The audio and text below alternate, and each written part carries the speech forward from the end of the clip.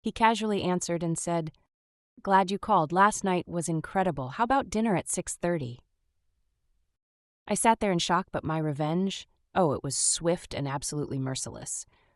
I sat in the boardroom, the city skyline stretching out beyond the glass windows, a sea of concrete and glass that symbolized everything I had worked for. The deal I had just finalized with Olivier was a monumental achievement. It wasn't just a business triumph, it was a statement. We were on top together. But that morning, there was a shadow hanging over me. Isabel, my wife, had been distant for months, and though I ignored the signs at first, something told me she wasn't the same person anymore. The constant late nights at the office, the sudden need for space, the strange looks when I asked simple questions. There was something happening, something I couldn't name but felt deep inside. And as I sat there, reviewing documents for our next project, that feeling grew stronger. I trusted Isabel implicitly. She was more than my wife. She was my partner in everything. The first time we met, it was like magic. Her laugh, her intelligence, her beauty, it all captivated me. We built a life together and I thought it was unshakable. But trust is a fragile thing. Olivier, my business partner, leaned back in his chair and casually flicked through his phone as I signed the final papers. His demeanor was relaxed, too relaxed. I noticed it, but didn't think much of it at the time. We had been friends for years. What could go wrong? Then my world broke into 1,000 pieces. Olivier's phone buzzed loudly across the polished glass table, breaking the rhythm of our conversation. He picked it up without a second thought, his face lighting up as he saw the caller ID. "Isabel," he said, almost as if were welcoming an old friend. "Hey, glad you called. Last night was incredible. How about dinner at 6:30? I'll make the reservation at that place you like." I froze. The words barely registered in my brain at first, but when they did, it felt like the ground beneath me cracked wide open. My wife, Isabel, the woman I trusted, the woman I loved, having dinner with my business partner, and the tone in Olivier's voice, familiar, intimate, casual, sent a wave of nausea through me. I looked at Olivier, but he didn't seem to notice my shock. He was too comfortable, too nonchalant, as if this was just another ordinary conversation. Last night was incredible. He had just said it, and Isabel had heard it. I knew it was true. They were involved. Betrayal was no longer just a possibility. It was the bitter, sharp reality that had just torn through my life. I sat in stunned silence, my mind racing, trying to put the pieces together. Olivier was my best friend. Isabel was my wife. They were supposed to be the people I could count on. But they had betrayed me in the most fundamental way. Olivier finished his call and set the phone down with a lazy grin on his face. "You know, I've got to say," he said, looking at me. "I never thought things would end up this way, but you were always so focused on the work." Isabel needed someone who could keep up, I guess. My heart dropped into my stomach. He wasn't even sorry. No guilt, no remorse, just a casual admission of the affair as if it were nothing more than a business transaction. I stood up, my body trembling with rage and disbelief. The man I considered a brother was now the man sleeping with my wife. And Isabel, my wife, had been planning dinners, arranging meetings, carrying on behind my back. I couldn't comprehend how they could do this to me, to us. What the hell is wrong with you? I finally managed to choke out, my voice barely above a whisper. Olivier shrugged, unfazed. "Look, man, I didn't mean for things to get complicated, but we've both been in this for a while now. Isabel, well, you know how she is. She's always been the type to go for what she wants." Every word he said stung like a knife. My trust had been shattered, and the silence between us was thick with the weight of his words. I wanted to lash out, I wanted to scream, but I knew this wasn't the time. This wasn't the way I would take back control of my life. I had always been the kind of person who thought ahead, who made calculated moves. This wouldn't be any different. They were going to feel every ounce of betrayal they had caused me. I reached into my pocket and pulled out my phone. But instead of calling Isabel or confronting her right then and there, I dialed a number I hadn't used in years, my lawyer's. Danielle, I said, my voice tight, I need a divorce. I'm done. My lawyer's voice was calm, almost relieved. Of course, Alexandra will start the process right away. That was the moment I knew, the moment I had decided. My life was no longer just about Isabel and Olivier. It was about me, and they would regret ever crossing me. 2 days later, Isabel was at home when I returned. Her eyes widened when she saw me standing at the door, my face unreadable. She tried to smile, but I could see the hesitation in her eyes. Alexandra, you're home early, she said, her voice too high, too forced. I didn't answer her immediately. I walked in, my steps slow, deliberate.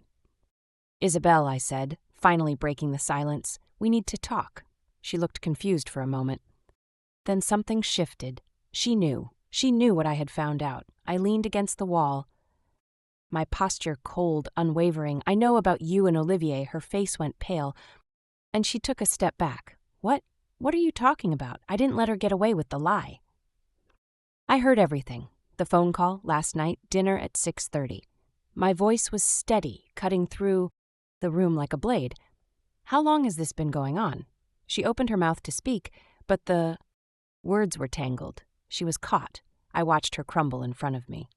The woman I had loved, the woman I had trusted, was no longer the person standing before me, and as much as it pained me, I knew I had to let go. I'm divorcing you, I said simply, and I'm taking everything. The silence that followed was deafening. Isabel stood frozen, her hands shaking, unable to speak. I turned and walked away, leaving her behind, but not without purpose. The next few months passed in a blur. I threw myself into the divorce process, meticulously planning every move. It wasn't just about taking away Isabel's luxury and comforts. It was about making them both pay for what they had done, but I didn't want to just hurt them. I wanted them to feel the full weight of their actions.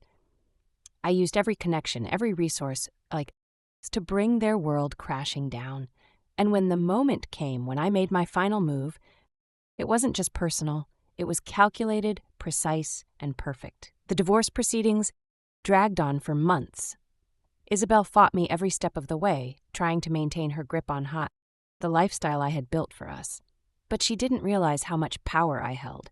The financial resources, the legal strategy, the connections, I had them all in place. Every time she attempted to argue, I was one step ahead. Olivier tried to intervene once, but I made it clear that he was in no position to help her. Through it all, I couldn't help but think back to the days when we were happy, when Isabel and I would walk through the park, hand in hand, laughing and talking about our future. It hurt to know that those moments were now tainted, that the woman I had built a life with had destroyed everything for a fleeting affair. And the worst part? She thought she could get away with it. But I had learned the hard way that when betrayal runs this deep, there is no room for sentimentality. My heart had hardened, and now nothing would stop me from getting what I deserved. The day of the final hearing came, and I was ready. Isabel, in her desperation, tried to settle at the last minute. She wanted to keep the house, her extravagant lifestyle. She even begged for a second chance. But I was resolute. No, I told her coldly. You betrayed me, you betrayed us, and now you'll pay for it. The judge's gavel fell, and with it, everything Isabel had worked so hard to maintain crumbled. The assets were divided, and I made sure she got as little as possible. The mansion she loved so much was mine now, and I had it sold. The art, the expensive jewelry, the vacations, everything she thought she had earned by sleeping with my business partner was gone. The court order came down swiftly, the assets were transferred, and I walked out of that courtroom with a quiet sense of triumph. But there was no satisfaction in seeing her defeated. There was no joy in knowing that her life was now a shattered version of what it had been. I had stripped her of everything, but she was still the woman who had betrayed me, and that was enough. While Isabel was busy dealing with the consequences of our divorce, I turned my attention to Olivier. He had been the one to break my trust most egregiously, and I wasn't done with him. At first, I thought about confronting him directly, maybe showing up at his office, demanding an explanation. But I realized that wasn't the right way. He had to feel the sting of his own actions, just like Isabel had. I went after him professionally. The game of business was where he felt most at ease, where he believed he could manipulate others.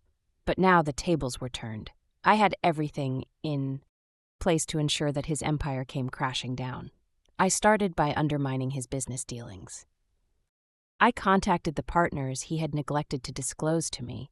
I made sure they knew about his personal life, the affair, the lies. Slowly, I managed to sabotage his credibility in the industry. Deals that he had been hoping would elevate his status crumbled one after the other. Investors pulled out, and clients began to turn their backs on him. He couldn't figure out why. His success was slipping through his fingers, but he soon found himself cornered. Olivier called me a few times during this period, his voice frantic. He threatened me, begged me to stop, but I didn't pick up. The damage was already done. Eventually, his downfall came in a spectacular fashion. A major contract that he had been courting for months was canceled after a damaging article was published about his personal life. It was written in such a way that it was impossible to deny. The business world now knew about his betrayal of me, and Isabel's affair was exposed for everyone to see. His reputation was in tatters. Olivier had lost everything, his business, his credibility, his social standing, and as I stood back and watched it all unfold, I couldn't help but feel a quiet sense of satisfaction. He had thought he could take my wife, take my life, without consequences. Now he was paying for it. In the months that followed, I began to rebuild. The pain of the betrayal never truly faded, but it became manageable. I took long walks in the city, clearing my head and thinking about what came next. I had lost a lot, but I also gained something, a sense of strength and resilience that I didn't know I had. I had faced the deepest betrayal and I had survived. I started taking more time for myself, focusing on the things that truly mattered. I reconnected with old friends, people I had neglected in the whirlwind of my marriage and business. I focused on my career, on projects that inspired me, not just the ones that brought in money. I also took the time to truly reflect on what had happened. Isabel's betrayal, Olivier's lies, all of it. It had tested me in ways I never thought possible, but it also taught me something important. Never again would den. I let someone take me for granted. Trust, once broken, cannot be repaired. I did have a moment of pity for Isabel, maybe even sympathy. She had thrown away a life she could have had. But in the end, she made her choices and I made mine. As for Olivier, I heard whispers about him here and there. How he was still trying to rebuild his reputation, still trying to salvage the business he had so recklessly destroyed. But I knew something he didn't. No matter how hard he tried, he would never regain what he had lost. The consequences of his betrayal were irreversible. Time passed, and life began to settle into a new rhythm. I was no longer the man I had been when I first walked into that boardroom full of hope and trust. But I wasn't the broken man Isabel and Olivier thought I would become. I had rebuilt and I had learned. The only thing left to do was move forward. In the quiet moments when I walked through the park alone or sat in my favorite cafe with a book, I realized something important. Revenge had not been about inflicting pain. It had been about reclaiming my power. It had been about taking back my life. Isabel and Olivier were part of my past. Now a chapter I had closed, and as I looked toward the future, I knew I was free. The final thought that lingered in my mind was a quote I had come across one day. The greatest revenge is living well, and in that I had found peace. Thank you for being part of this journey with me. If this story moved you, give it a thumbs up and consider subscribing to Lauren's story. I've noticed that over 80% of you watch these stories, but aren't subscribed yet. One simple click helps bring you more powerful tales just like this. By subscribing, you're not just following a channel, you're joining a community that values deep, meaningful storytelling. Let's continue exploring these heartfelt journeys together. Don't forget to hit the notification bell so you never miss our next gripping story. And if this story resonated with you, share it with someone who needs to hear it. Your support means the world, and together we keep these stories alive.